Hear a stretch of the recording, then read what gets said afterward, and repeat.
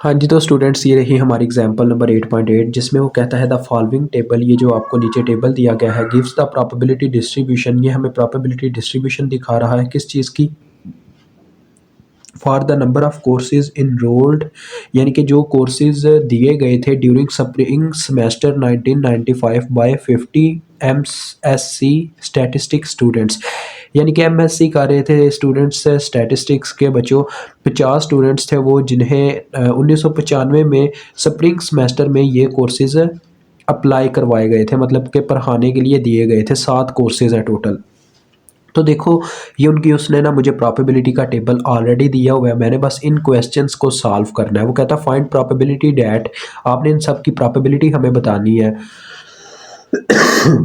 देखो बच्चों, वो कहता है स्टूडेंट, एक स्टूडेंट इनरोल्ड कर एक स्टूडेंट के इनरोल्ड करने की, 3 कोर्सेज इनरोल करने की क्या प्रोबेबिलिटी है। सीधी सी बात है यार, डायरेक्ट पूछ रहा है कि 3 कोर्सेज अगर वो इनरोल करता है तो उसकी कितनी प्रोबेबिलिटी है। ये देखो एग्जैक्ट वैल्यू बताई गई है, मतलब इसका ये मतलब है इनरोल्ड, मतलब डायरेक्ट अगर इस तरह से बात कर देना कि स्टूडेंट इनरोल्ड 3 कोर्सेज, उसकी प्रोबेबिलिटी फाइंड करके दें, तो एग्जैक्ट इसका ये मतलब बनता है कि P इज इक्वल टू, ये मैं फर्स्ट का आंसर देने लगा हूँ, P of y is equal to 3 which is equal to 0.16। ठीक है, ये 0.16 है, ये 0.16 आपके बुक वाले ने इस तरह से लिखा है, मैंने आपको इस शो भी फिर ऐसे ही करवा दिया। अब बी जो उसका आंसर देता हूँ, ठीक है। अब बी जूस जो है ना बच्चों, मैं यहीं पे कर लेता हूँ इसके ऊपर, ताकि नीचे थोड़ी जगह बन जाए आगे वाले करने के लिए क्वेश्चन। आप देखो वो कहता है स्टूडेंट, एक स्टूडेंट ने इनरोल किए हैं लेस देन 3 कोर्सेज, 3 कोर्सेज से कम इनरोल करने की उसकी क्या प्रोबेबिलिटी है, यानी कि वो 3 से कम कोर्सेज को पढ़ सके। इनरोल करना मतलब कि गेन करना इलम, इस तरह से आप कुछ भी समझ लो, ठीक है। 3 से कम कोर्सेज उसने रखे हैं, मतलब कि प्रोबेबिलिटी उसकी देनी है हमने। अब देखो 3 से कम मतलब 3 इसमें शामिल नहीं है, प्रोबेबिलिटी किसकी आ जाएगी, 1 और 2 की, यानी उसने सिर्फ 2 कोर्सेज को इनरोल किया है। हाँ, समझ सका। तो इसमें आ जाएगा, देखो probability of y is equal to, ये बराबर होगी probability of y is equal to 1 plus probability of y is equal to 2 के, इन दोनों को जमा करेंगे तो हमें इसकी प्रोबेबिलिटी मिल जाएगी। तो देखो बच्चों 0.02 प्लस 0.03 करें तो बनता है 0.05। तो एग्जैक्ट मैं वैसे एग्जैक्ट ही लिख रहा हूँ, आप पहले पुट करके देख लीजिए, पुट करके फिर इसको जमा कीजिएगा, ठीक है। अब सी जूस आती है, देखो सी जूस में वो क्या कहता है, वो कहता है student enrolled at least 4 courses, कम अज कम वो 4 कोर्सेज कर ले। अब देखो ये सारा काम हमारा प्रीवियस 6वें चैप्टर का ही चल रहा है, बस इसने ना यहाँ पे उल्टा काम कर दिया, प्रोबेबिलिटी दे दी हुई है, हमने बस उसको समझना लाइन को और उसके मुताबिक आंसर देना है, ठीक है।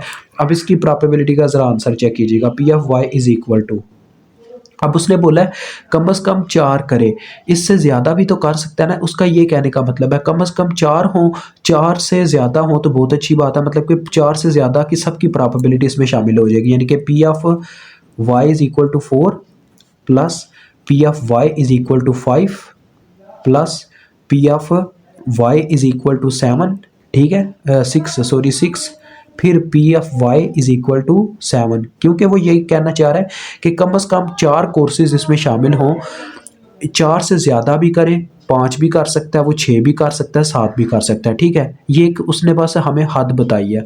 तो देखो लिहाजा इन सबको अगर मैं जमा कर दूँ, देखो कितना बनेगा। मैं वैसे ही वैल्यूज़ बगैर यहाँ पे एक दफ़ा नया स्टेप किए बगैर एग्जैक्ट आंसर लिखूंगा, ठीक है बच्चों। तो देखो 0.40 प्लस 0.25 करें, 40 जमा 25 कितना हो गया 65, 65 में 5 जमा किया 70, 70 में 16 जमा किया 86, तो ये आ जाएगा 0.86, ठीक हो गया। अब डी जूस पे चलते हैं, डी जूस पे देखें थोड़ा और ही सीन अलग है, इसका उल्टा कह लें टोटली। वो कहता है student enrolled at the most 4 courses, ज़्यादा से ज़्यादा वो 4 कोर्सेज को इनरोल करता है, ठीक है। इसका मतलब अब हमारी प्रोबेबिलिटी क्या होने वाली है, यानी कि उसने बोला ज़्यादा से ज़्यादा 4 करे, 4 से कम भी कर सकता है लेकिन 4 से ज़्यादा ना करे, ये उसने हद बताई है। इसका मतलब यहाँ पे इस दफ़ा ये होने वाला है P is into Y is equal to 1, ठीक है। उसमें अब लेस, वो एक भी कोर्स कर सकता है, वो 2 कोर्सेज भी कर सकता है, वो 3 भी कर सकता है, 4 भी कर सकता है, लेकिन 4 से ज़्यादा नहीं कर सकता। उसने ये हद रख दिया एट दी मोस्ट, यानी कि ज़्यादा से ज़्यादा सिर्फ 4 कोर्सेज को इनरोल कर सकता है वो। इसकी प्रोबेबिलिटी उसको फाइंड आउट करके देनी थी हमने। तो देखते हैं क्या आती है, ठीक है। देखें इसमें ये सारी शामिल हो गई।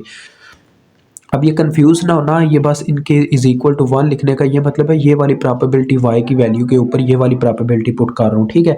तो देखो 0.2 प्लस 0.3 ये हो जाएगा 0.5, 0.5 प्लस ये देखो 0.5 आया हुआ है ना, सॉरी 0.05 आया हुआ है, 0.05। अब ये मुझे भी काफ़ी पागल करने वाला है यार, कह लो 5 आया हुआ है, हाँ 5 आया हुआ है, 5 समझ लो। 5 में जब 40 जमा करेंगे 45, 45 में जब 16 जमा करेंगे तो कितना हो जाएगा, 16 जमा 15, 16 जमा 15 किया तो हो गया अपना 60, 60 और एक 61, तो ये आ जाएगा 0.61। बच्चों ये थोड़ा हिसाब किताब होता है, हल होता है, किसी का के हिसाब किताब से होता है, किसी का किसी और हिसाब से होता है, ठीक है। अब ले लेते हैं P of Y is equal to, देखते हैं ये क्या है। वो कहता है अ स्टूडेंट इनरोल्ड, यानी कि एक स्टूडेंट है उसने कितने कोर्सेज रखे हैं, बिटवीन 4 एंड 6 कोर्सेज, यानी कि 4 से 6 के दरमियान में रखे हैं।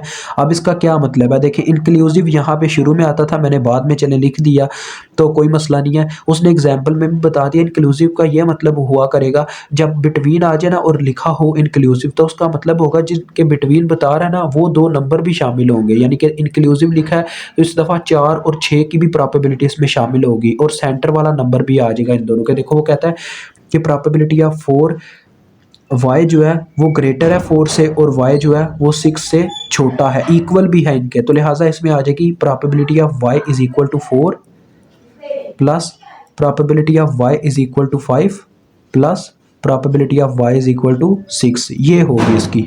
अब इसको फाइंड आउट करते हैं कितनी बन जाएगी, देखो 4 की, 5 की और 6 की, 40 जमा 25 कितना हुआ, ये हो गया 65। यार ये तो काफ़ी करने वाला है दिमाग ख़राब। 65, 65 में 10 जमा किया, 75, 75 में 6 जमा किया तो कितना होगा 81, 0.81 आ जाएगा, ठीक है। उसके बाद एफ़ की बारी आ गई, लास्ट जुज़ है बच्चों ये वाली। इसमें देखें यही चीज़ है, ये सेम टू सेम है, बस थोड़ा सा इसमें समझने वाली बात क्या है। वो कहता है स्टूडेंट इनरोल्ड, स्टूडेंट ने जो कोर्सेज रजिस्टर्ड करवाए हैं बिटवीन 4 एंड 6 कोर्सेज एक्सक्लूसिव, इस दफ़ा उसने कोई एग्जांपल में मुझे बताया नहीं क्या इसका मतलब है। एक्सक्लूसिव का मतलब है कि जिनके दरमियान ये मुझे बता रहा है ना हद, ये दोनों अब इसमें शामिल नहीं है, इन दोनों की प्रोबेबिलिटी शामिल नहीं है, इसके सेंटर वाला अब शामिल है। डायरेक्ट इसका मतलब पी ऑफ वाई इस दफ़ा हमारे पास बराबर है P of y is equal to 5 के, यानी कि 4 और 6 इस दफ़ा शामिल नहीं हुआ, इसका सेंटर वाला नंबर शामिल हो गया, तो लिहाजा ये डायरेक्ट हमारे पास आ गए 0.25, ठीक है जी। ये इस तरह से होता है इंक्लूसिव और एक्सक्लूसिव का, मुझे पता है, उम्मीद है कि आपको डिफरेंस अब समझ आ गया होगा क्या होता है।